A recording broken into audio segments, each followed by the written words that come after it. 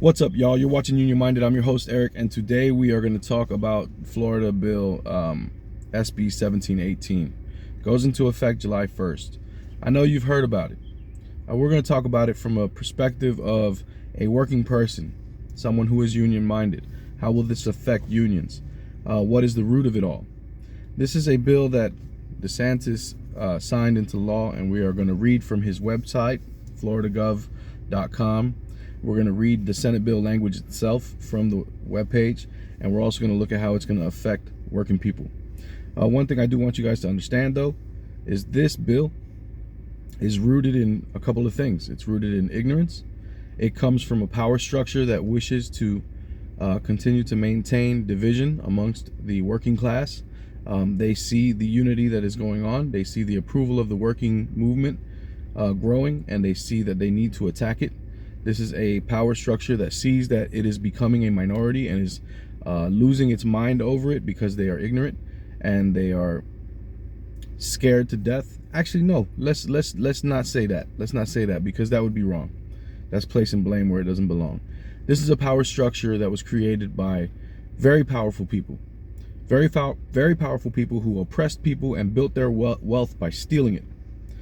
This is that power structure, and this is what they're doing to try to keep that wealth that they built over the centuries since the inception of this country. And working people have been trying to claw back to get to harmony ever since. Let's make no mistake about it. This is rooted in white supremacy, because there was a hateful group of folks who came so long ago and started with this BS where they classified brown and black people as subhuman so that they can do things to them that they wouldn't do to white people. This is what this is about. That power structure that exists today, that we all live under, that you want to act like it's not there anymore, that power structure is losing its mind. Unions have a pro 71% rate right now. We are a unity thing. We don't do white supremacy. I don't know what you've been told. Maybe that was back then 130 years ago, but things have changed, and you should know this, because you should read your Constitution and you will know things have changed. But anyway, let me get off my soapbox. Let's dive into the information so you know I'm not BSing when I talk to you. All right, so this, and I'll put the links in the description box for those of you who care to read. There's been a few of you in the comments that said please add the links. I'm trying to keep that and add the links for you so that you can read it for yourself. But this is straight from the page, okay? Governor Ron DeSantis signed strongest anti-illegal immigration legislation in the country to combat Biden's border crisis. Understand something. Illegal immigration is racist in itself, that labeling. How can you say it is illegal for folks to immigrate to a country that welcomes immigrants?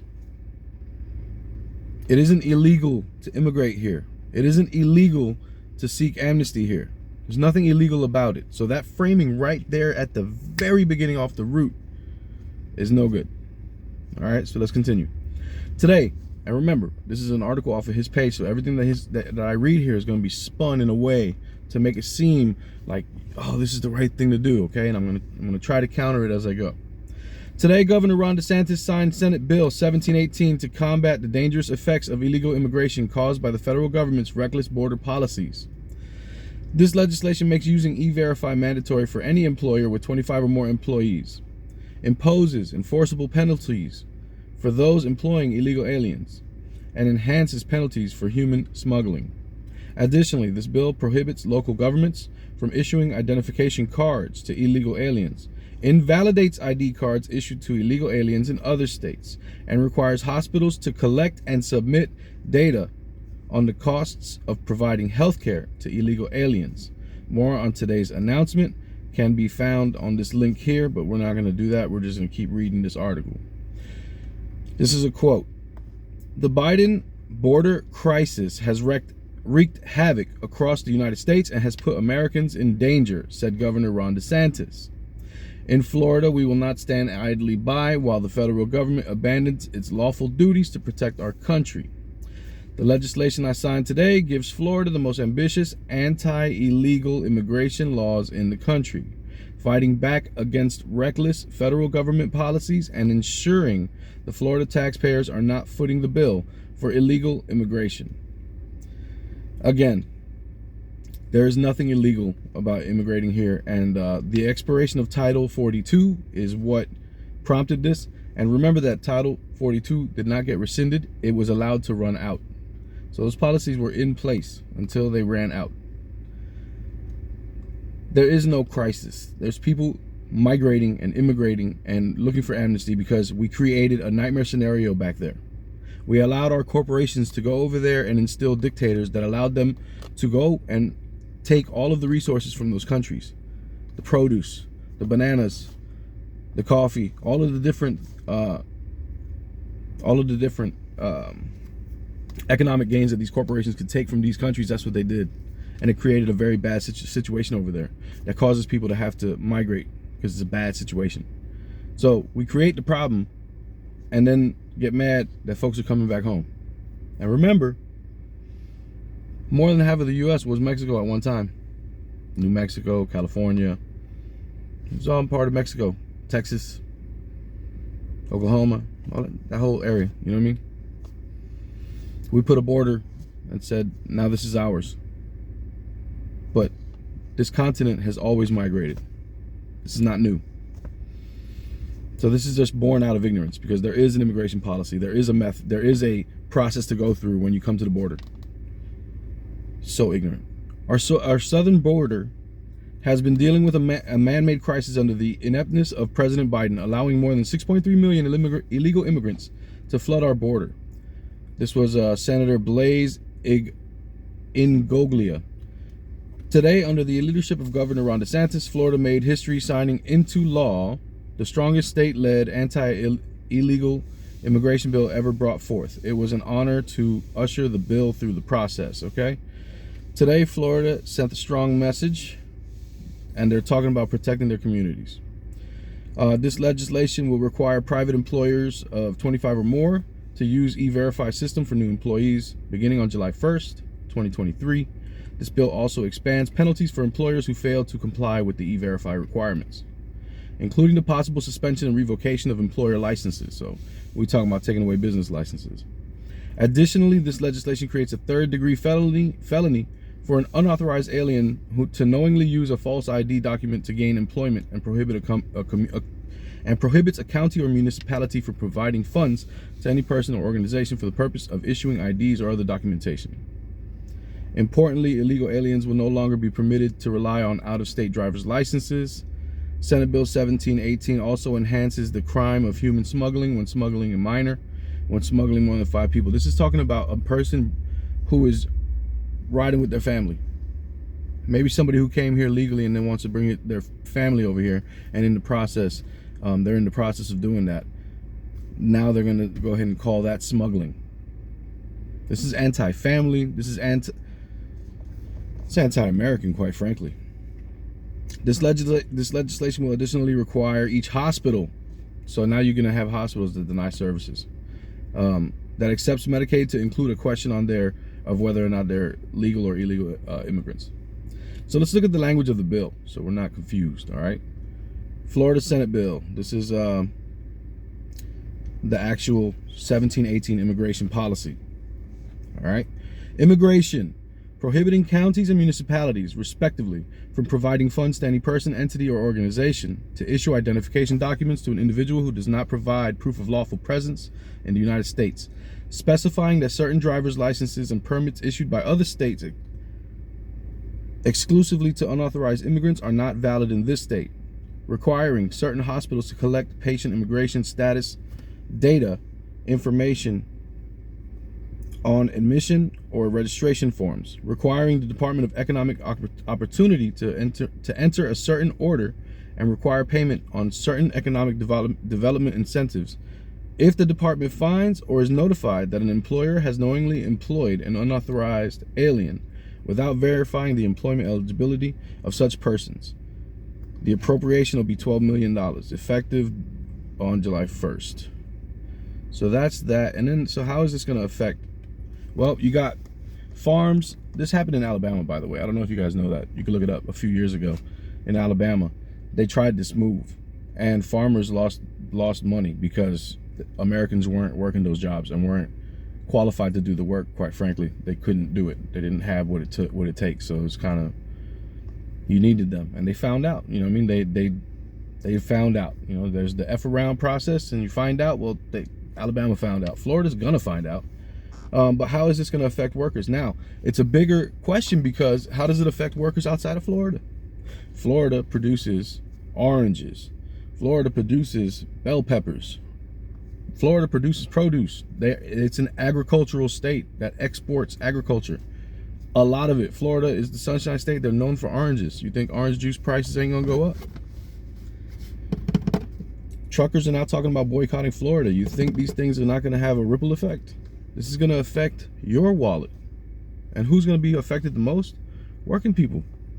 Working people are going to be affected the most. Why? Because we're the ones that spend and drive the entire economy. So everything's going to go up for us. And this is where I get back to, we support policies, some of us do. We support policies that directly harm us economically, just to say I'm owning the libs or triggering the libs or whatever. And then we complain when things get bad. And then we blame whoever it is that we don't like. And it's a cycle, and it's something that is done purposefully. And this is the results. Here you have a governor pushing racist policy to appease a bunch of folks, that very rich white folks that are racist, learn to use racism to economically gain on everybody else, and they use racism to keep everybody else from ever realizing that they're being screwed by them that are sitting on top. It's outrageous to me. It's so funny, frustrating, and funny, because round and round we go, round and round we go, round and round we go. All right, so here's another article, and I'll try to go through this pretty quickly. This is News4Jax, so it comes from Jacksonville. This is from Janice Harris, reporter, published May 12th. Immigration policy, Title 42 ends. Senate Bill 1718 will bring new rules to Florida. There will be new rules under Senate Bill 1718 for people in Florida who come into the country illegally. Those new rules will take effect in 2 months.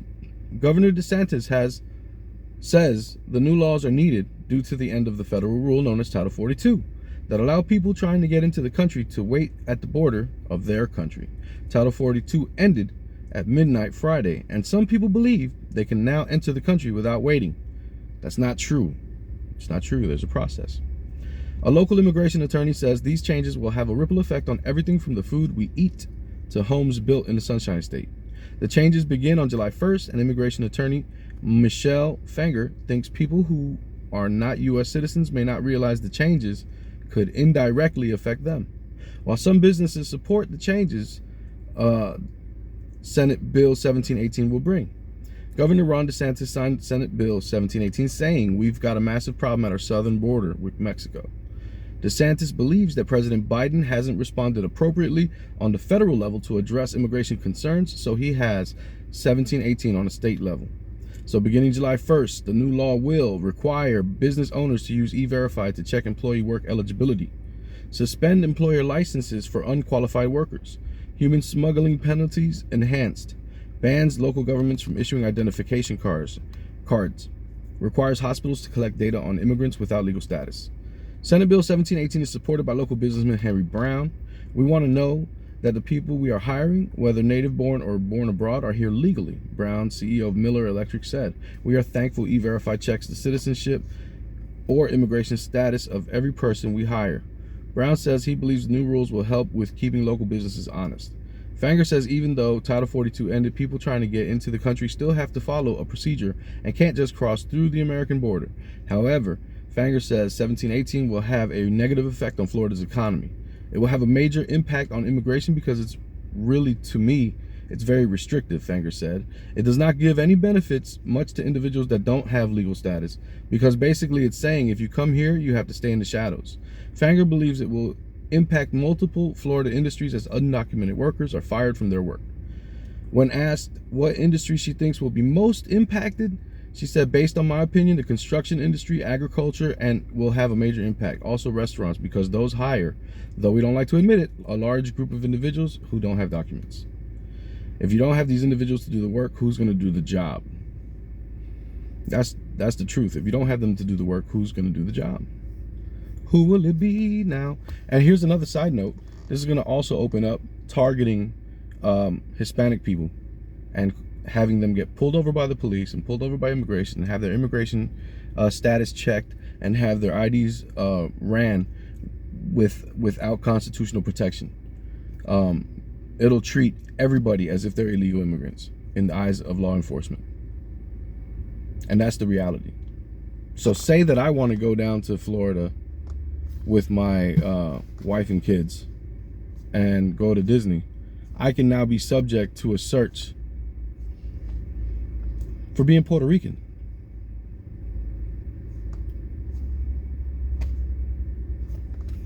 This affects all of us.